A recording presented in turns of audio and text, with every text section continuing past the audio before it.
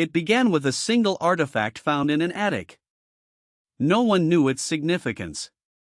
No one understood what it meant. But as the pieces came together, a picture emerged that no historian had ever imagined. A picture that changes how we understand our own past. Sarah Johnson was an investigative journalist. For years, she had pursued stories that others dismissed as conspiracy theories. But uncovered 3 government cover-ups before this story, and that experience taught her that the official version of history is often just the version that serves those in power. When she first heard rumors about the sealed letters, she knew she had to investigate. What she discovered would consume the next 3 years of her life. The year was 1323 BC. The twilight of the 18th dynasty, when succession meant bloodshed. Pharaonic power, priestly conspiracies, tomb builders. It was against this backdrop that the events we're about to explore unfolded. Events that were carefully erased from official records, hidden behind classifications that wouldn't be lifted for decades. But paper has a way of surviving, even when people want it destroyed. And the paper trail Sarah Johnson followed would lead to places she never expected. She began her investigation in the Nile Valley, where locals still whispered about what had happened all those years ago. The official story was well known, repeated in textbooks and documentaries. But Sarah Johnson wasn't interested in the official story. She was looking for the gaps, the contradictions, the details that didn't quite fit. And she found them. In abandoned archives. In private collections. In the memories of people who were there, whose stories had never been recorded.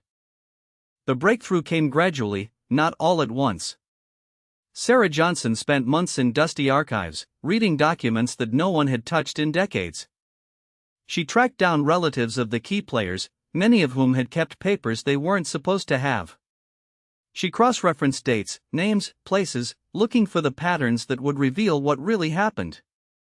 The first anomaly appeared in financial records. Transactions that made no sense according to the official timeline. Payments to people who shouldn't have been involved. Transfers of property that contradicted sworn testimony. Sarah Johnson made copies of everything, working late into the night, piecing together a financial trail that told a very different story from the one in the history books. Then came the physical evidence. The sealed letters wasn't found in a museum or an archive. It was discovered in a private collection, hidden behind a false wall in a cellar that had been sealed for 60 years. The contents were extraordinary: diplomatic correspondence, personal confessions, and evidence of collusion. Each piece contradicted the official narrative in some crucial way. Each piece raised new questions about what had really happened in 1323 BC.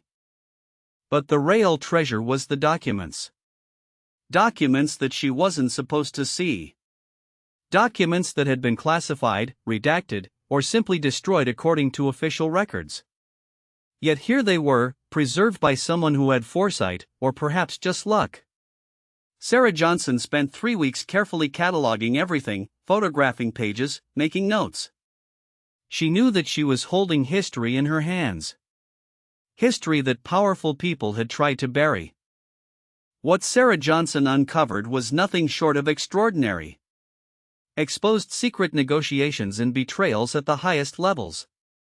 The established narrative, the one taught in schools and repeated in documentaries, began to crumble as the new evidence emerged.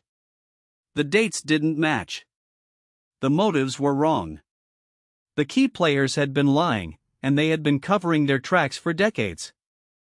Let's look at the evidence in detail. According to the official records, the key decisions were made in March of 1323 BC. But the documents Sarah Johnson found proved that the crucial meetings happened in January, 2 months earlier. Why does this matter? Because it changes everything we thought we knew about the motivations of the people involved. It means they weren't reacting to events as they claimed. They were planning them. Then there's the question of the missing correspondence. For years, historians have wondered why there are no letters between the main figures during the critical period. The official explanation was that they were destroyed in a fire.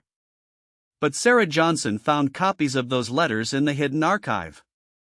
They weren't destroyed. They were hidden. And they reveal conversations that are completely at odds with the public positions these figures took. The financial records tell an even darker story. Money flowing to accounts that shouldn't exist.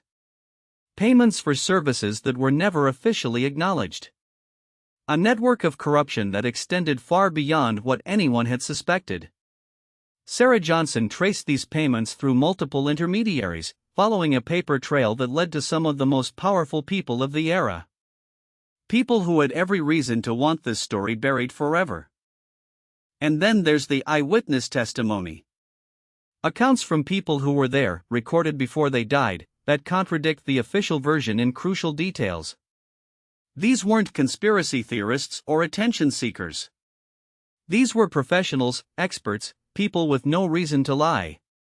Yet their stories were suppressed, ignored, or dismissed as unreliable. Sarah Johnson found their original statements, preserved in the archive, and they paint a very different picture from what we've been told. But perhaps the most disturbing part of Sarah Johnson's discovery wasn't what happened in 1323 BC. It was what happened afterward. The cover-up was systematic, organized, and remarkably effective. It involved government agencies, academic institutions, and private individuals with deep pockets and long memories. And it worked. For decades, the official narrative went unchallenged. Anyone who asked questions was dismissed, discredited, or worse. Sarah Johnson found evidence of this suppression in the archive too. Internal memos discussing how to handle inconvenient researchers. Lists of documents that needed to be removed from public access. Instructions to key personnel about what they should and shouldn't say. It was a sophisticated operation, designed to control the historical narrative and protect powerful interests. The methods were varied and effective. Some documents were simply classified, locked away in vaults where no one could see them. Others were allegedly destroyed, though Sarah Johnson's discovery proves that some copies survived. Researchers who got too close to the truth found their funding cut, their access denied, their careers stalled. It was a message, clear and chilling: some stories are not meant to be told. Sarah Johnson faced these obstacles personally. She was denied access to archives that should have been open. She was warned by colleagues to drop the investigation. She received anonymous messages suggesting that she should look elsewhere for her research. But she persisted, driven by the belief that historical truth matters, and that the public deserves to know what really happened.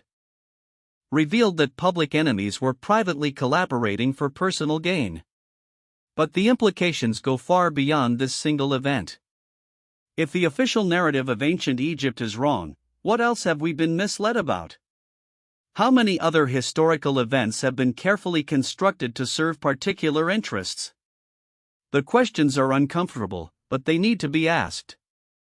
Historians have long debated the reliability of official sources. We know that history is written by the victors, that power shapes memory, that what we call facts are often just the stories that survived. But Sarah Johnson's discovery provides concrete proof of how this process works. We can see the mechanisms of historical manipulation laid bare. And once you see them, you can't unsee them. The academic community is divided on how to respond.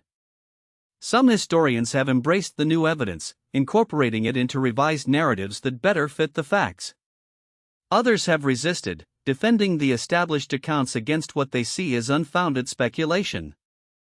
The debate is fierce, personal, and ongoing. Careers are at stake. Reputations. Lifetimes of work built on foundations that may not be as solid as we thought. But the most important question isn't academic. It's moral. If we were lied to about ancient Egypt, who benefited from that lie? And who suffered because the truth was hidden? These are questions that go beyond historical curiosity. They touch on issues of justice, accountability, and the kind of society we want to live in. History isn't just about the past. It's about how we understand ourselves in the present. Sarah Johnson published her findings in a book that immediately became controversial. Reviews were polarized, ranging from enthusiastic praise to outright condemnation. Some called it the most important historical work of the decade. Others dismissed it as conspiracy-mongering unworthy of serious attention. The book was banned in some countries, celebrated in others. Sarah Johnson became both celebrated and vilified, depending on who you asked. But the evidence speaks for itself. Independent researchers have verified the key documents. Forensic analysis has confirmed their authenticity. The questions Sarah Johnson raised have not been answered. If anything, the official narrative looks less convincing with each passing year as more documents are declassified and more evidence emerges. Sarah Johnson continues to work, despite the controversy. She believes that historical truth matters, that we have a right to know what really happened, and that the efforts to suppress this story are themselves evidence of its importance. She has faced threats, legal challenges, and professional isolation. But she has also received messages of support from people around the world who believe, as she does, that some truths are worth fighting for. The full truth may never be known. Too many records have been destroyed, too many witnesses silenced. But what remains is enough to challenge everything we thought we understood. History is rarely as simple as the textbooks claim. And sometimes, the most important stories are the ones that powerful people tried hardest to bury.